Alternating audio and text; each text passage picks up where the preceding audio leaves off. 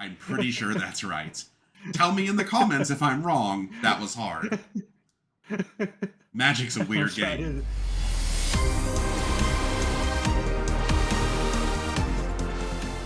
Hi everyone, and welcome to another Atmos Gaming video. We're back, and I'm with my good friend Bailey, aka Bandiman, fighting gamer extreme, also a fellow Final Fantasy nerd. I think you said you're into 3 games, right? Like, Yep. Three. I've only played a little bit of 10, 7, and 16.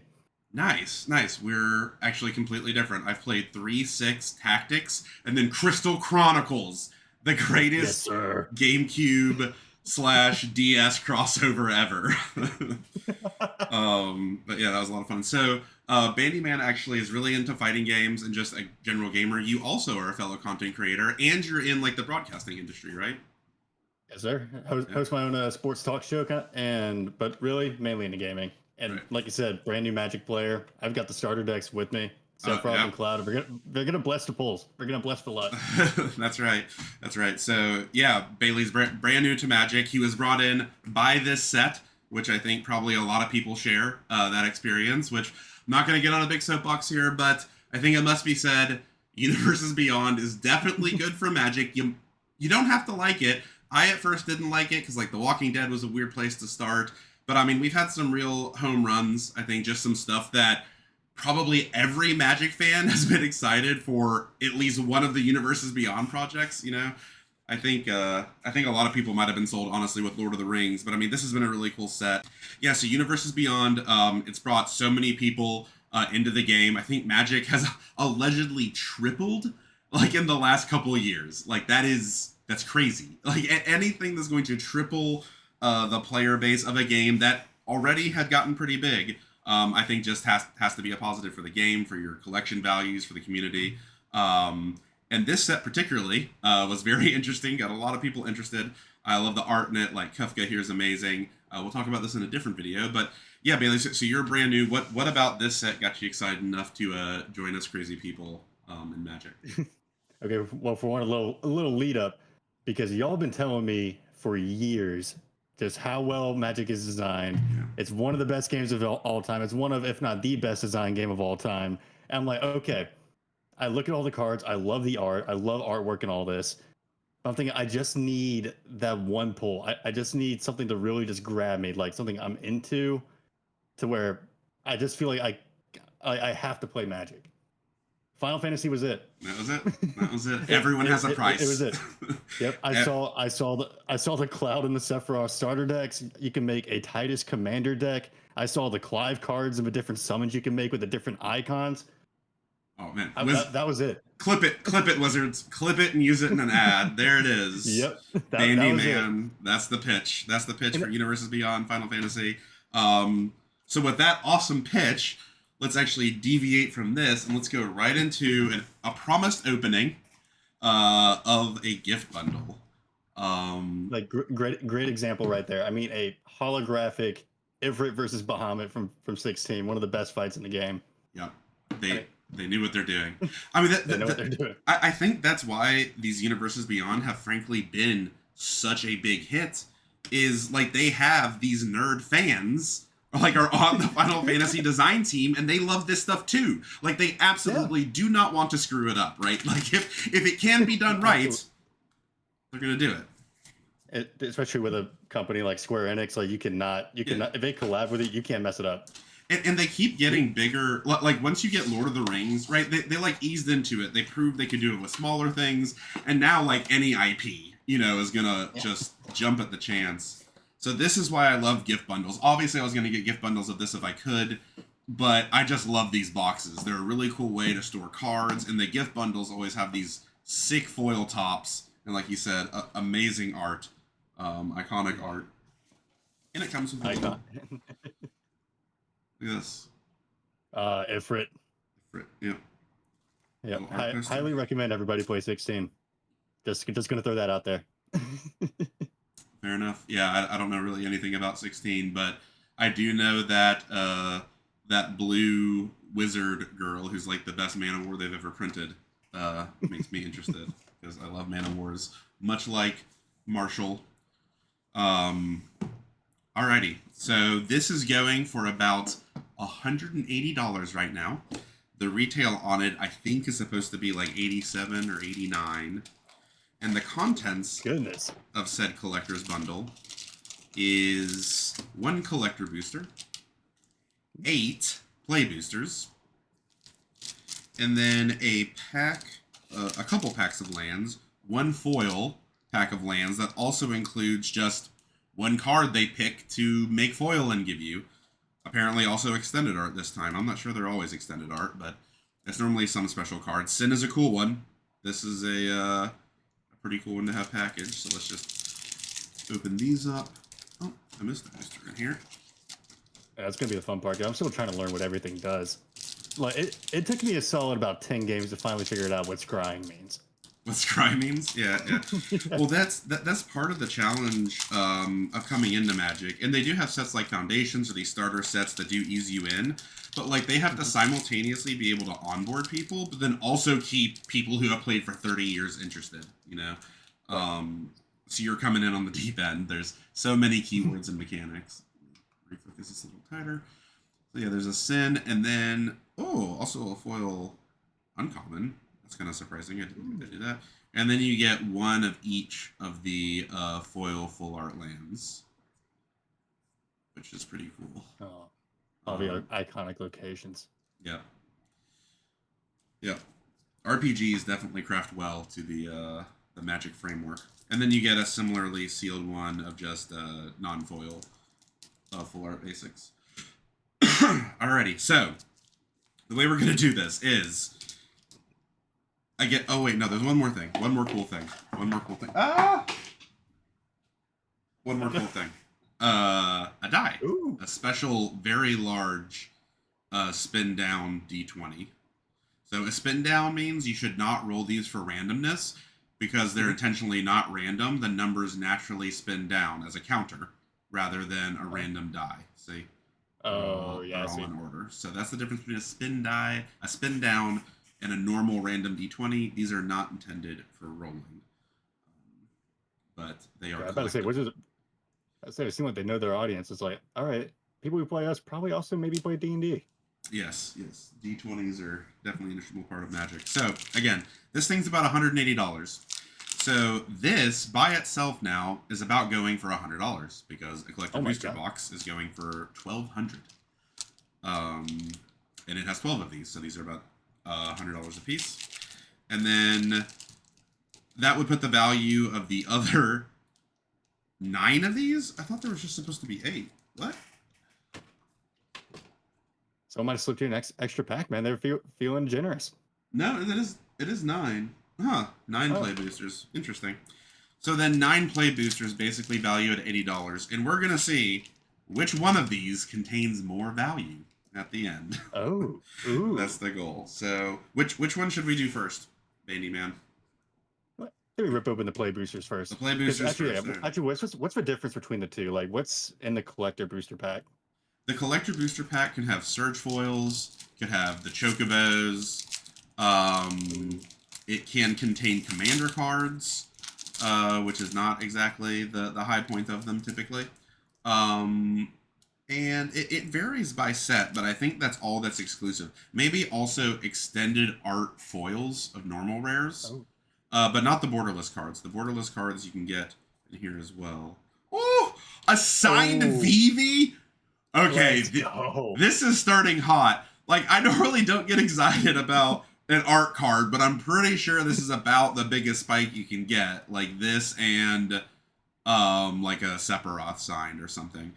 So, I don't know if you know about this, Bandyman, but each play booster also has an art card, and the art card has a chance to be signed or not. I think it's like signed 1 out of 7 times or something like that. So anyway, that's a cool one.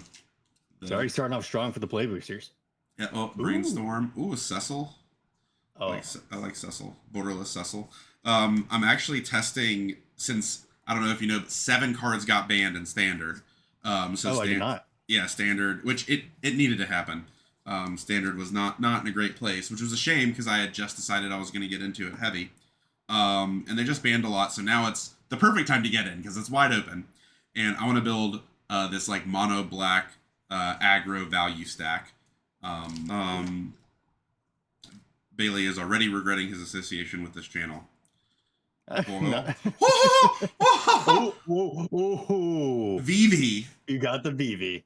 A Vivi. Okay, I even had to make an append to our collector booster box opening because we went and like did a sealed right after it. Like we were busting some play boosters to just play sealed against each other, me and my friend Mike. And in the first 6 packs of opening just the play boosters, we already had like as much value as the entire collector box. There's a VV. Oh my God. The VV was involved. So I think this card is still like $80 right now. Something like that. Oh, really? It's ridiculous. $70. I don't know. I think it's too high. It seems like a ridiculous card. Yeah, it seems like if it's legitimately that good, it'll have to be banned. I just don't know. There's been very few cards that have been able to sustain a value like that. The color card. Yeah, but that one I don't know. Ooh, lightning That might bolt. be a 14. You know Lightning Bolt? You know about this Yeah. card? Yeah. Very iconic card. Amazing art. Oh, we got a land. Mid. But, I mean, we can already not complain. We said this was supposed to represent $80 of value. We have already done it. Mission accomplished. This is almost not fair for the collector booster, right? Like, it's... I was about to say, like, it seems pretty skewed right now. Like, you're pulling some heat. Yeah. Oh, land. At least less. Oh, it's a double rare. So play boosters can have up to 3 rares because the foil can be a rare, and then it has like a wild card slot, and then the actual rare slot. Oh, cool. Okay. Maybe even 4. Maybe the land slot can also be rare if there are rare lands in the set. Don't quote me on that. I'm waiting for you to either pull the full art Titus or the full art Clive. Ooh, we did open a full art Clive in the collector booster. Oh. No, I see the full art Tifa. Well, Stroke of Midnight. Yeah, that's pretty cool. Oh! Ooh. That's another good hit. Ooh. This is also like still like a $30 card. Wow. I actually don't know what the mainline Cloud does. You know what this cloud Just does? the starter deck, just a starter deck one. Yeah, so this cloud is actually very similar to an iconic card, Stoneforge Mystic. I think it's also a 2/1 or maybe a 1/2, but it also costs 2. It's also white. I don't think it's double white. I think it's 1 and a white. And the first text is actually the exact same. When it enters, you search your library for an equipment card, reveal it, and put it into your hand, and then shuffle. Okay. And then Cloud's second part is as long as Cloud is equipped, if an ability of Cloud or an equipment attached to it triggers, that ability triggers an additional time. Okay. And I think the reason it's worded like that is sometimes equipment will give your creatures abilities. So this way it's just making sure that basically whatever is equipped to Cloud is causing multiple triggers to happen. That wording that sounds very flexible. Yeah, it's good. It's good. Like obviously with Buster Sword, which is another very good mythic that we hope to pull. It's bonkers. Hopefully we'll pull it and then we can go over it. You got Ultima in the starter deck. Remember that could probably be insane with it. Yeah. Yep, Ultima is in one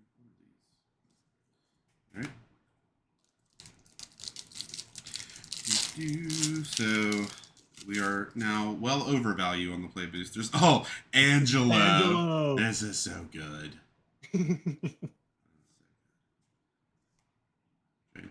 Oh. Light up the stage. Also just iconic art. And actual. It's interesting that they picked to take like literal CGI scenes from the game. Some of them do look a little dated, but they still look great. I like that they did it. Yeah, it's PlayStation 1 models.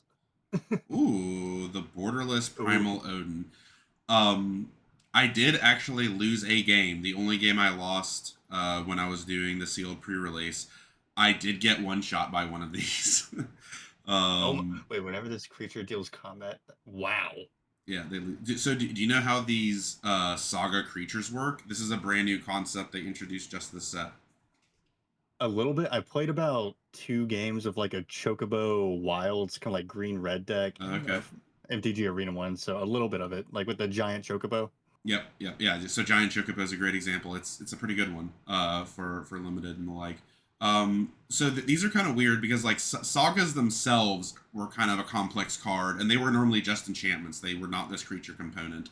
And what they did is they were just kind of like how this works. They're an enchantment. They came into play. They immediately go to the first section here, and then the first chapter is what this is called, and then the trigger timing of this is very weird. There's a few things that trigger here. So normally at the beginning of your turn, when something triggers, it's going to trigger during your upkeep, right? So the beginning of Magic goes untap, upkeep, draw.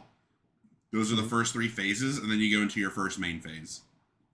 Sagas are weird in that they actually trigger as you begin your first main phase, which means is after your draw step.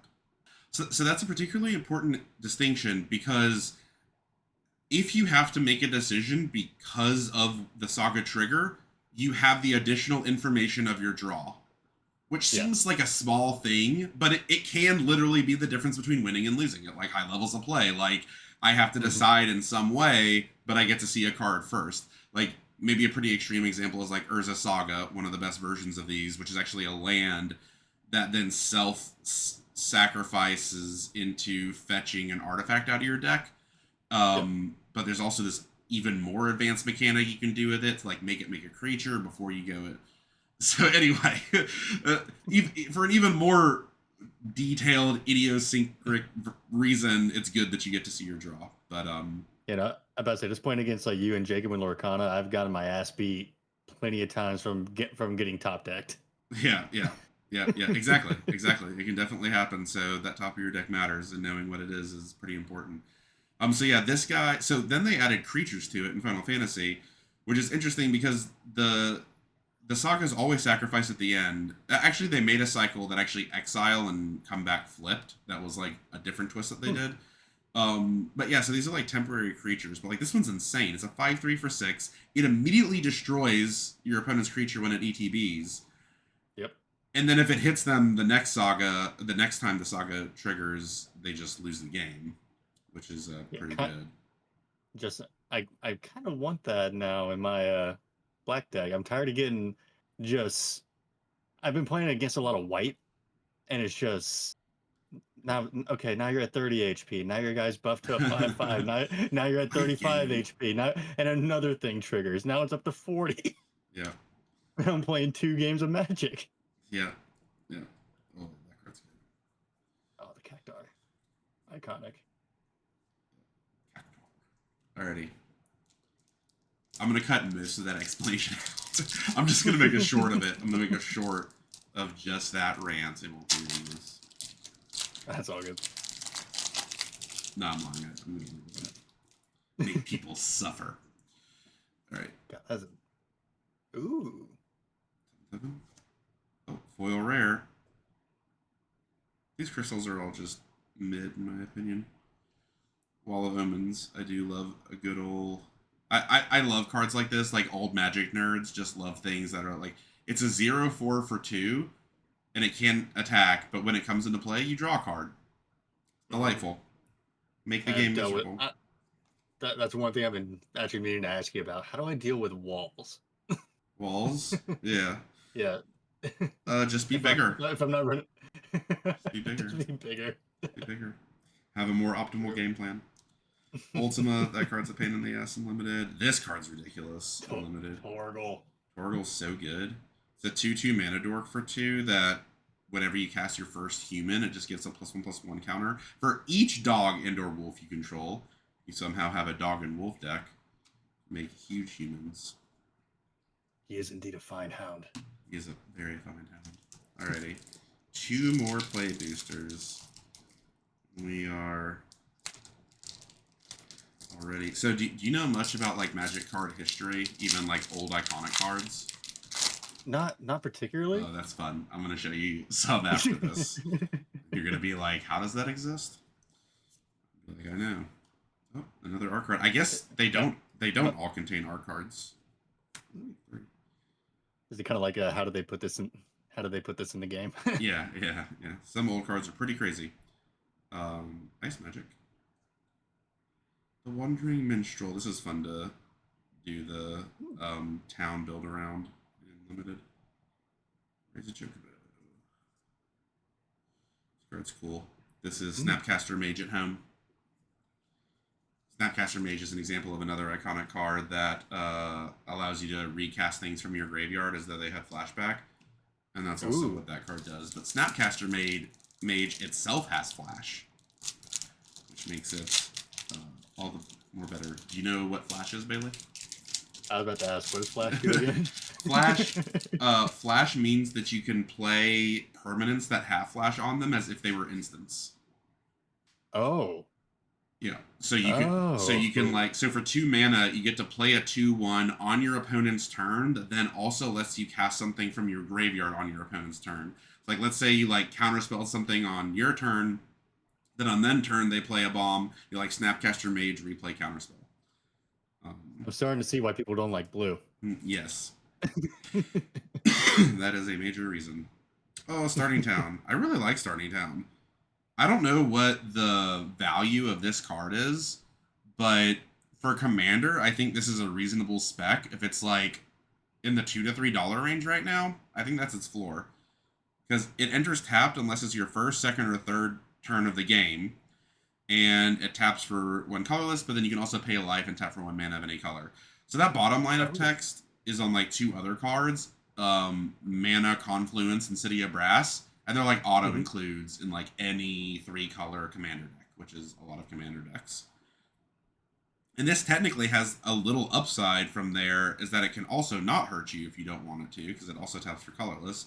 But then maybe it comes into play tap sometimes. But I still think it's quite good. And that's only like a one-time mana cost. It doesn't add mana permanently, right? Yeah. It's just a land. It's just tapping. It's just tapping for mana every turn. Okay.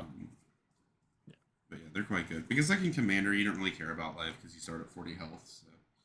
So paying life for perfect mana is more than worth it. Okay, so this is a pretty high hill for the collected booster to climb. A Cloud, a Vivi. This is probably not worth nothing just because it's a cool card. And like Cecil is also, Borderless Cecil is probably worth a couple bucks.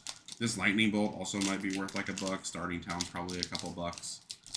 So I mean, you've got a good, this is a good $100 of value. So and the VV2 in the back worth still a lot. Yeah, that's what I was saying. This is probably like the majority of the value. I would say this is like, let's just say VV's conservatively 60.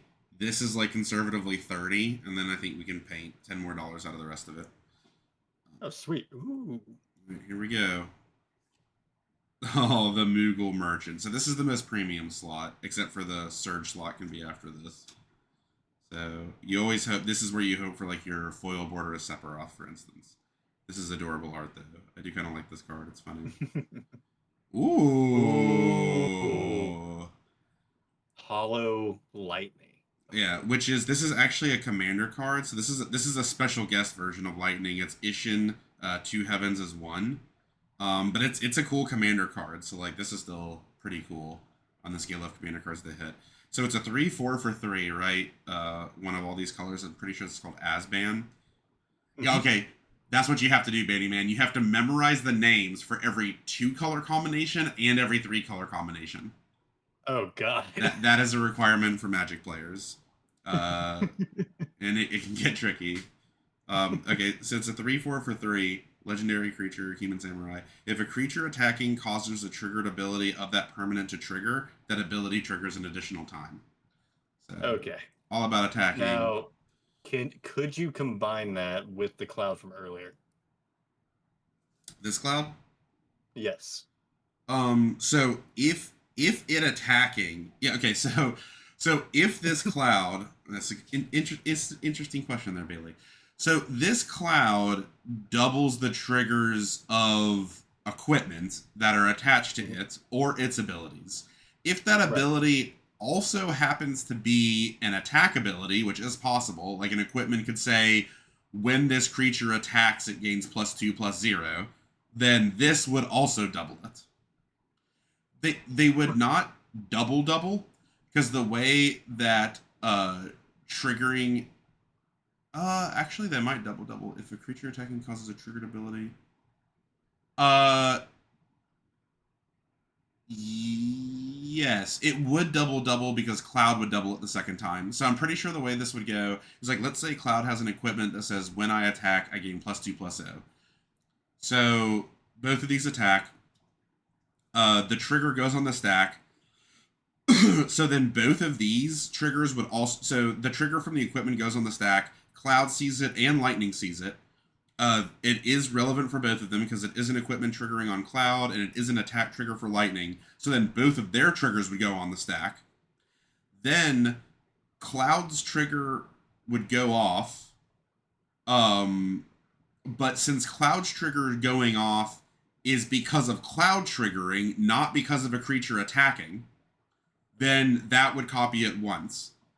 But then Isshin would see that. Hold on. No. That's correct. So the Cloud trigger would copy it once. Then Lightning / Isshin, its trigger would go off, which means that the equipment triggers again. But since the equipment triggers again, then Cloud sees the equipment triggering again, which will then copy it again. So total, you will have 4 copies of the trigger because you get the initial trigger from attacking, then Lightning and Cloud's copies of it, and then Cloud's second copy of it. So 4. I'm pretty sure that's right. Tell me in the comments if I'm wrong. That was hard. Magic's a weird game. I didn't mean to put you through a mental conundrum like that. No, it's fine. It's fine. I shouldn't have smoked. It's my fault. But anyway, this art is just absolutely sick. Happy to have it. Great commander card. I love this card. This is one of my favorite cards of the set. Like, it's not broken or anything, but it's really good and limited. So it's a 3/3 for 3. And when you cast a legendary spell, draw a card. That's cool. It only triggers once each turn, but there's a bunch of legendary spells, like even Torvald. Like, there's a bunch of uncommon legendaries. And then you can pay 7 and tap it. Exile target non-land permanent. That's pretty good text. And then you transform it. So it transforms into... Oh, I saw what was behind it. Oh my goodness. I did not see what was behind it. Hey, Hadolin the Mother Crystal, which is a 4/4 indestructible. At the beginning of combat on your turn, put a 1/1 counter on another target creature you control. Until your next turn, it gains indestructible. If it was legendary, draw a card. What? Yeah, so much text, but yeah, basically it's a 3/3 that when you get to 7, you get to just exile something of your opponent's, and then it turns into like this broken 4/4 indestructible. So quite good. Oh, Squall. That's cool. Yeah, I mean, it's like, I mean, I'm a Kingdom Hearts fan too, so any of the Final Fantasy characters from there too. Oh yeah, love them. Yeah, it's interesting that this card also really beats ass in limited. It's weird that there's like 2 or 3 creatures that all have the same text on them in the set, which is whenever a creature you control attacks alone, it gains double strike until end of turn. I guess because that's like mimicking a Final Fantasy VIII mechanic. I didn't play 8. I haven't either, but I've heard that's actually been a turnoff to some people, have been the mechanics, but I'm curious. I don't know what they are. Yeah. Not a turn-based feat. I like the mechanics so far. It's just weird that they printed so many of that specific mechanic on creatures. Normally it's just a one of. Island and a summon. Oh, there's a cool Torgal. Okay, so was that pack $100? No, it was not. I think it's safe to say I think it's safe to say the play booster is kind of swept. Yeah, so I'm gonna focus on that again. So the question did overall was the collector box here worth it? The gift bundle, I should say. I think so. I think this was pretty. This is basically break even. I got cool stuff. I'm not upset about it. It was not the collector box, that's for sure. I love this die. Like this die is probably worth like $10 to $12 itself. They go for like 8 or more depending on how desirable they are. This one looks amazing. It probably doesn't come through that great on the camera, but it's like translucent and marbled. It's really cool. So, but yeah, obviously the hit VV. Whenever you hit a VV, it's gonna be pretty good. And then Cloud. And yeah, you know what? The collector booster does get a representative. I mean, the lightning is so sick. It is cool. It is cool. It is. Play Final Fantasy. You play 13. I did play this one actually. This is the last one that I played. I did not mention that earlier, but oh, I didn't. It's kind of weird. I like I got really into it, or I shouldn't say it was difficult for me to get into. Didn't love the characters that much. Didn't really make sense of the combat system, and then it all kind of clicked, and then I just stopped playing for some reason. Ah, I don't know why, but that was such a good lead up into. Yeah, and then I stopped, and then nothing. Alrighty, thanks for joining me, Bailey. This is a decent opening, better than the previous opening, so you're automatically better than Mike.